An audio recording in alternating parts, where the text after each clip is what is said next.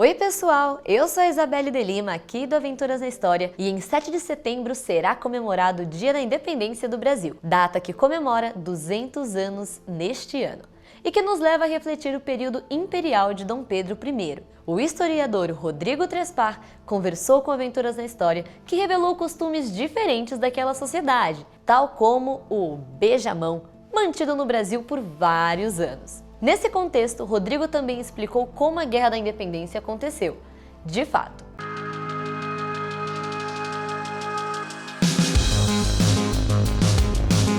Houve uma guerra de independência, sim.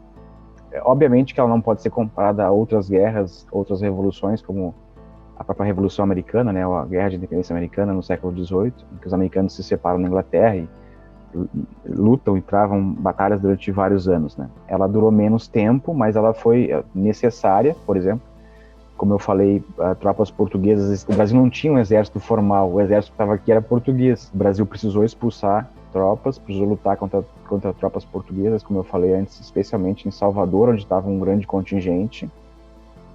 No próprio Rio de Janeiro, né, quando Dom Pedro proclama o fico, né, ele diz que vai ficar no Brasil.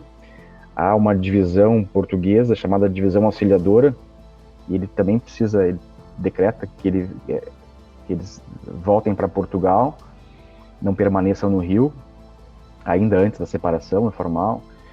Portugal, Uruguai, que era uma província anexada pelo Dom João VI e pertencia ao Brasil como Cisplatina, também havia um grande número de soldados em Montevidéu.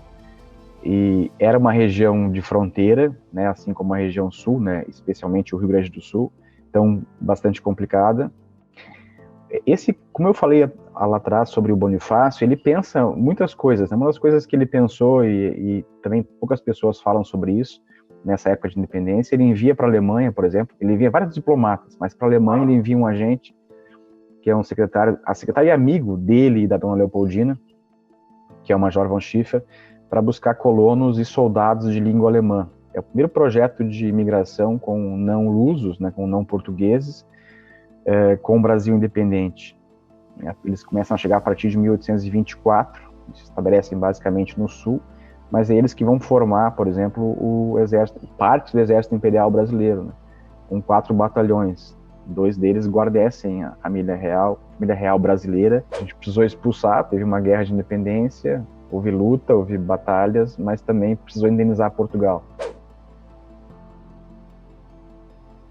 O beijamão era um ritual, né, um símbolo, né, de submissão, respeito, e era bem medieval, né, de curvamento, inclusive, né, de reverência à autoridade. O Portugal ainda vivia um período absolutista.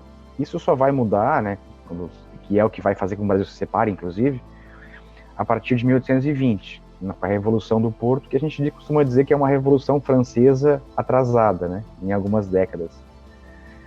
E quando a corte vem para o Brasil, ela vem ainda com esse status de corte ainda importante, né, não subjugada ou não prestando obediência a uma Constituição aprovada por um parlamento, né? E é por isso que se mantém, né, essa subversiência que se tem de pessoas, os nobres principalmente, mas as pessoas comuns também, de fazer a reverência, a curvatura, de beijar a mão do monarca. O livro já está disponível para pré-venda na Amazon. Garanta já o seu exemplar da obra.